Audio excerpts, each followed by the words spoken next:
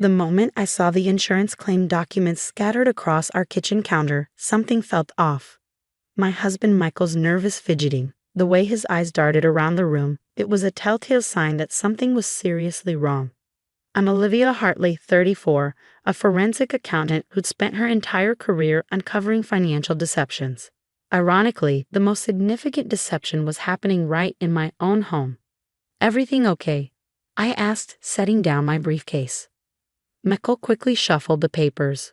"Just some routine paperwork," he mumbled, avoiding my gaze. But I knew Michael. We'd been married for 8 years, and I could read him like an open book. Something was definitely not routine.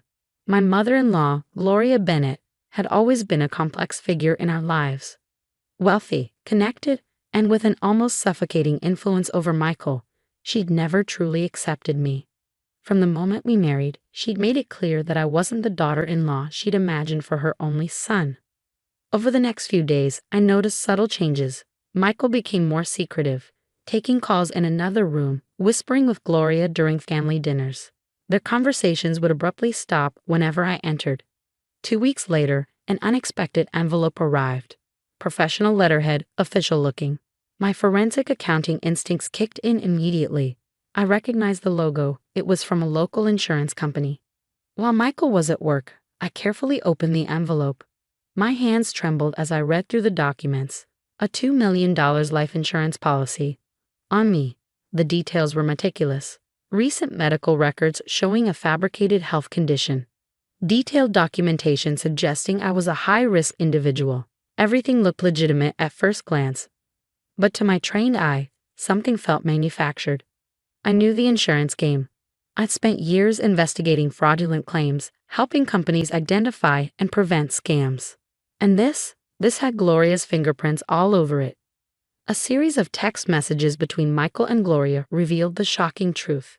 They were planning an insurance fraud scheme that would net them $2 million if something were to happen to me. "She needs the money for her renovations," Michael had texted Gloria. "The policy will solve everything." My stomach churned. Not from fear, but from a cold, calculated anger. They hadn't just betrayed me, they'd underestimated me. I spent the next week gathering evidence: bank statements, phone records, communication logs. Every piece of digital and paper trail told a story of manipulation and greed. Gloria had always seen me as an obstacle. I wasn't from their social circle, didn't come from old money like they did. I was a self-made professional who'd built her career through hard work and intelligence. To Gloria, I was never good enough for her precious son. My research revealed a pattern. This wasn't their first attempt at an insurance scheme.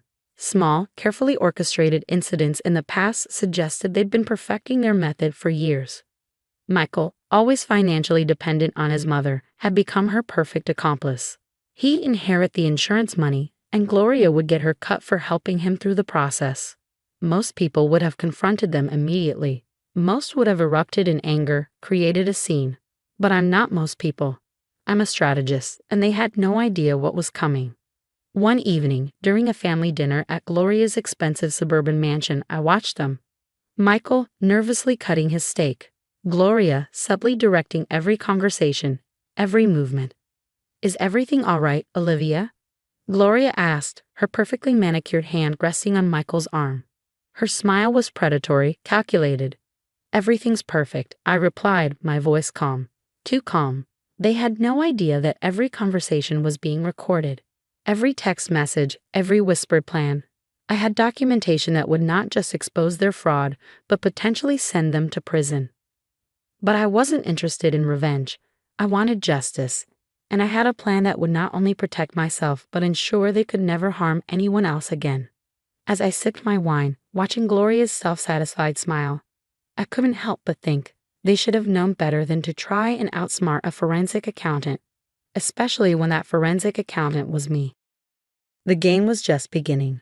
The next morning, I contacted Detective Robert Martinez, an old colleague from my forensic accounting days. We'd worked together on multiple insurance fraud cases, and if anyone could help me navigate this delicate situation, it was him. "I need your expertise," I said, walking him through the evidence I'd meticulously collected. Detective Martinez spread the documents across the conference room table, his experienced eyes scanning every detail. "This is textbook insurance fraud," he muttered. "But the complexity here, this goes beyond a simple scam." I nodded. "My mother-in-law has connections. She won't go down easily." Gloria Bennett wasn't just a wealthy socialite. She was the daughter of a prominent judge with deep roots in the local legal and business community. Her network was extensive, her influence far-reaching. We developed a multi-layered strategy. First, we needed to isolate Michael from Gloria's influence. Then, we built an airtight case that would not only expose their fraud, but ensure they couldn't manipulate their way out of consequences. I hired a private investigator to dig deeper into Gloria's past. What we discovered was shocking.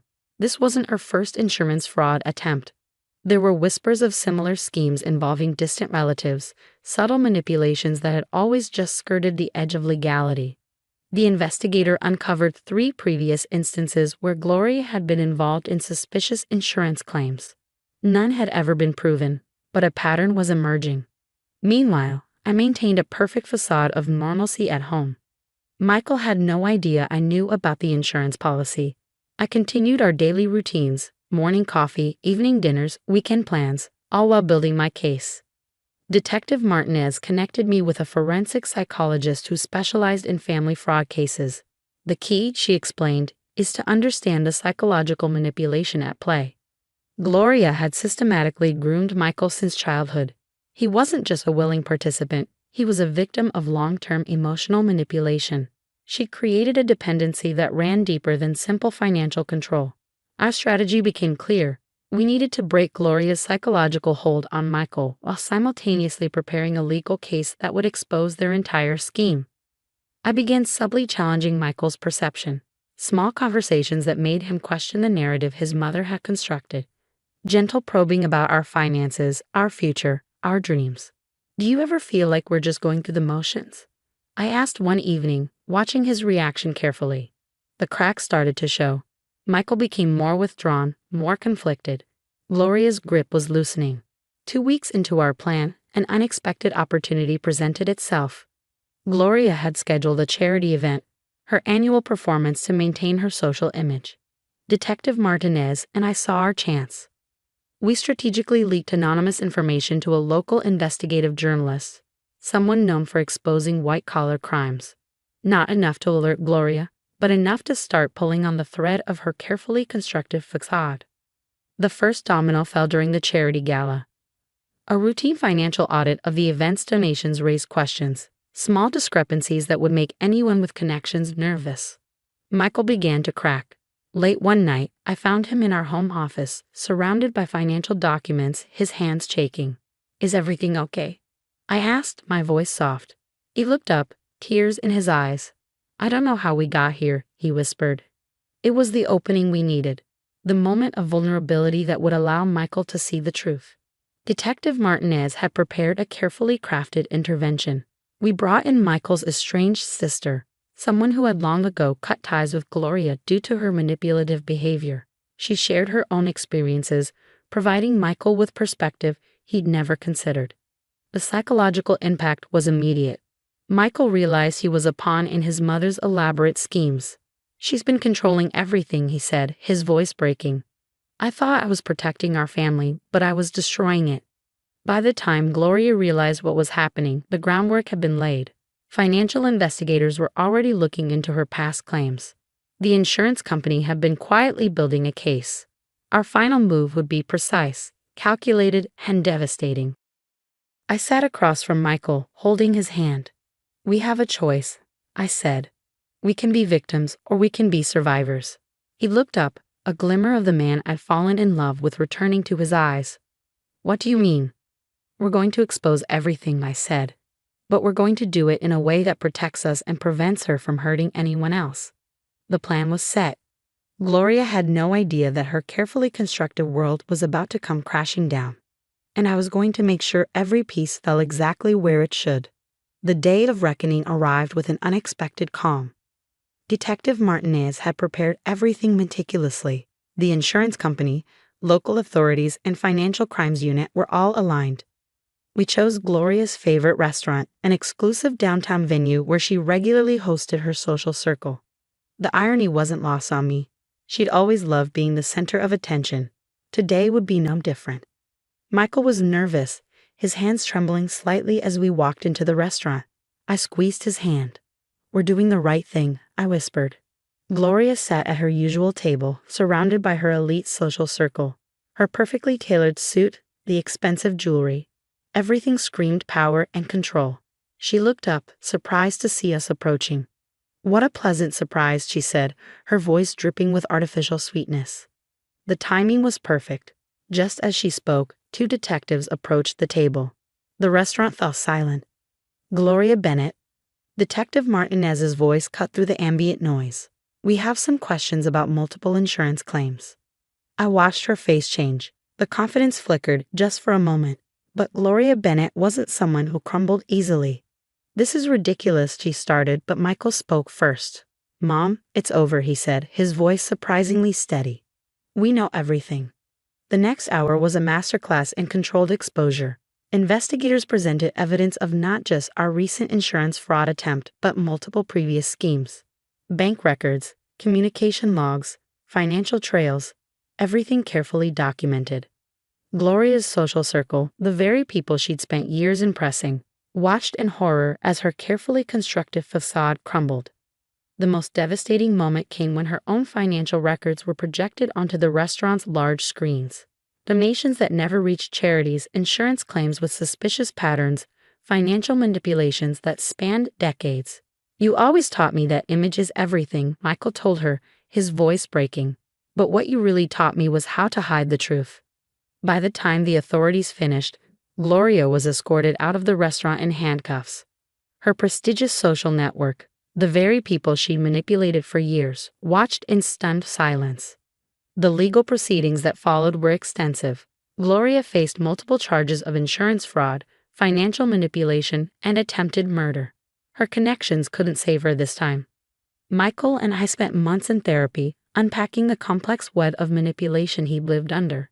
It wasn't just about the insurance fraud. It was about understanding how psychological control works, how family dynamics can become toxic. "I'm sorry," Michael would say repeatedly in those early months. "I'm sorry I let her control me for so long." But I saw something more important happening. Michael was rebuilding himself, finding his own voice, his own path. 6 months later, we made a significant decision. We established a foundation dedicated to helping victims of family fraud and psychological manipulation. Using my forensic accounting skills and Michael's newfound understanding of emotional abuse, we created a support system for those trapped in similar situations. Our first grant went to a support group helping adults break free from familial financial control. It felt like justice, not just for us, but for everyone who had been silenced. Gloria's trial became a landmark case in financial fraud prosecution. Her network of influence collapsed. The very social circles she cultivated for decades now turned their backs on her. "We're not victims," I told Michael one evening, watching the sunset from our home. "We're survivors." He smiled, a genuine smile I hadn't seen in years. "We're more than that. We're fighters." As for Michael, he found a new career in victim advocacy. His experience became a powerful tool in helping others recognize and escape psychological manipulation. I continued my forensic accounting work, but now with a deeper mission. Each case wasn't just about numbers, it was about human stories, about justice. Our story wasn't just about exposing a fraud. It was about breaking cycles of manipulation, about finding strength in vulnerability, about choosing integrity over inheritance. Gloria thought she was playing a game of chess. We showed her we were playing an entirely different game, one of truth, healing, and redemption. And we won.